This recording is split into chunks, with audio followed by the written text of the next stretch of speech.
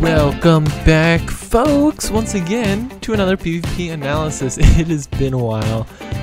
College has just been so hard, and look at this start is just, oh, craptastic. So I tried to make a boat to rush over to the monument, because for those of you who don't know, I'm playing Sunrise Over Paradise on Overcast Network, and this map either goes for a decent amount of time, it gets really stalematy, or it's over in a flash. Sometimes, like in this one, it'll actually go, like 15 minutes or so, so it's not actually too bad. But it can get really stalematy, so rushing right off the bat, make yourself a boat, and getting to the enemy team's monument is actually really advantageous, because sometimes it can end really quickly, and this is how you do it, and you get a monument out of it, so why not do it? So grab yourself a boat and try to get over to the enemy's monument, but you'll see I actually derp a fair amount here. And the right mouse button on my computer is just like, or on my mouse is just not working correctly, and so if you see me derping up with the arrow as you did in the beginning, then that is the reason why here. That's why I'm not getting these good shots off either. It's just kind of like spamming it. That's because of my mouse. Anyway, so when you're in the water like this, you really should always make 2 boats. That way you can recover for something like that. If you get stuck in the water, you can just place down another boat and try to get away, try to get to a better position. Unfortunately, I never do that, so that's a mistake on my part. Sunrise Over Paradise, if you haven't seen it already, which hopefully you have, since you were just watching the video, the water is 1 thick, so as soon as you get shot off, you run through it, and it's bad. So this is a mistake on my part, a PvP mistake. I'm aiming at this guy, and I know there's a fight going on behind me. I hear somebody die. I hear the items being picked up. I should turn around. I should really, really turn around, because I know that it's either there's a guy behind me or there isn't, and I should turn around to check that, but I don't, and I pay for it. I did, and I see that our monument has been taken out, so I'm gonna head over to the other monument and start defending that. So I really break down Sunrise Over Paradise into 3 different stages, and you can really break down a lot of matches into 3 different stages, a lot of maps into 3 different stages, and this one is this. So you have the early game, the mid game, and the late game. Those are 3 different stages. So the early game for Sunrise is basically who can get to the monuments fastest. It's either defenders or attackers, right? And so you'll see I tried to rush to the monument and get it, and I failed. The defenders got there before me. Oops, sorry, I accidentally spleefed you there. And so here I'm rushing. This is still kind of early game, I would say, and I'm rushing and I'm trying to get to the monument, and it's whoever can kill, the defenders quickest and stuff, and there's really no defenses. It's all just rushing around trying to get to the monument as quick as possible for both teams. But you'll see I'll start to transition into the mid game here actually really soon. The early game for Sunrise Over Paradise is really quick. It's basically boat rushes on both sides, and that's about it. For the mid game on Sunrise Over Paradise, it's all about infrastructure. So I start to speed up here because I start working on the defensive infrastructure, and this is basically one of the many paths you can take with defense on Sunrise Over Paradise. And that guy's angry. This is the best, in my opinion. The best strategy is basically you get rid of everything that you can, and you'll see I actually make a shovel here, and I just want to slow that down, unfast forward, because I mean, taking 2 seconds to make a shovel to make this all go quicker, yeah, it's worth it. Basically, you just clear out everything on this island, and then you cover the island in half slabs. It makes it extremely difficult for the enemy to get to it. Visibility in Sunrise Over Paradise, and pretty much any DTM, Destroy the Monument map, is key, because looking to see where the enemy is, knowing where they are, seeing if anybody's near your monument without actually having to be there is critical. That way you can push up, be midfielder, be a little bit further ahead, and not have to be right next to your monument. Although I must say it is definitely a benefit to have somebody next to your monument at all times. I'm not going to knock that one. Yeah. So that's what I'm doing. I'm starting to build defensive infrastructure, and I'm making sure that the enemy won't be this. And this is a problem. You do have to rely on your teammates, especially in a pub match. It's a pickup match, by the way. A pub, like, you know, just regular people. You don't know anybody.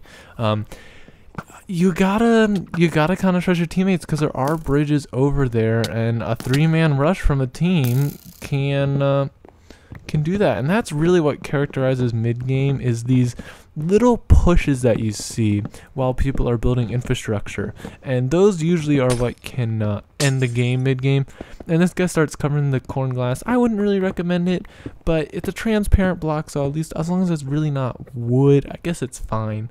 But I wouldn't recommend it, so I would clear this out. I wouldn't do that if I were you, but you know, whatever, float your boat. And so you see I start clearing this out, and I'll put slabs down in a second to actually make that even better. Because slabs, in case you can't know, you can't like, if you place a block on it, you won't be able to jump up onto it as easily. And you'll see there, I kind of look down. A defensive strategy for this is you can actually get rid of the water by placing a block in the water and then deleting the block. And that was just a derpy move right there. Don't know why I did that. Oh, maybe it was to get, no, that was just a derpy move. That's right. Anyway, you defending, if you make the whole area, and you'll see this is one wide bridge, you gotta, if you pay attention to your surroundings, hopefully you can stop those mid-game rushers, or they're not really rushers because it's mid-game, but you can hopefully stop those mid-game offenders. If you just pay attention to your surroundings, and you can, you know, one shot and they're off one of those bridges, which is really, really nice. Just pay attention to your surroundings, especially if you're on defense, just because you can get easy kills that way, and your defense doesn't get interrupted. Right, so where was I before that? Oh yeah, so you can get rid of the water, and then you can actually make a void all the way around, and it makes it extremely difficult for the other team, because they can't boat to your island now, because yeah, it'll die. And you can see I'm paying attention around my surroundings. I can hear the guy, I can hear him getting hit by my teammate, so I turn around instantly. You always want to look towards the action. You don't want to keep your back to it. And here you might be like, why in the world did you just do that? That's so stupid. But I'm a defender. I need more slabs. And I checked around to make sure there wasn't any like immediate red threat, and I suiciding to get resources. It is totally valid. It is a totally valid tactic that, you know, if you need resources, that's what you got to do. And if you're a defender, you really shouldn't be too concerned about your KD, in my opinion. But that's just the tactic there, and you'll see I finished up the slabs, and I'm like, okay, that's good enough. That's a pretty solid defense. If you're playing on your own, that's a good defense. And you'll see I was hoping for that guy to get hit off, but I actually get hit off. As soon as you get hit off in this map, I want you to just hit spacebar instantly. Just keep pressing spacebar, holding it down, and hopefully that will save your life like it did for me right there. Because if you can hold it down enough, you'll just start swimming instead of falling out of the world, which is really nice. And you'll see that guy's getting hit. And so you might be wondering what I'm doing here, and I'm actually going to speed this up. I'm building a bridge to the island. A bridge that can only be accessed by my team, which is a huge advantage, especially late game. You know, when your team, and oh my god, look at this lucky shot. Oh my gosh, that was so lucky. That was a nice shot, but very lucky one. Right. So it's yeah, it's good. It's a good solid defense, and the reason you build that bridge is so you can take down this bridge, which means that the red team poor guy, I feel bad. The red team has to build, they actually have to build a bridge now to the island. Instead, you have your own pathway that they can get on, but it would be ridiculously hard, right?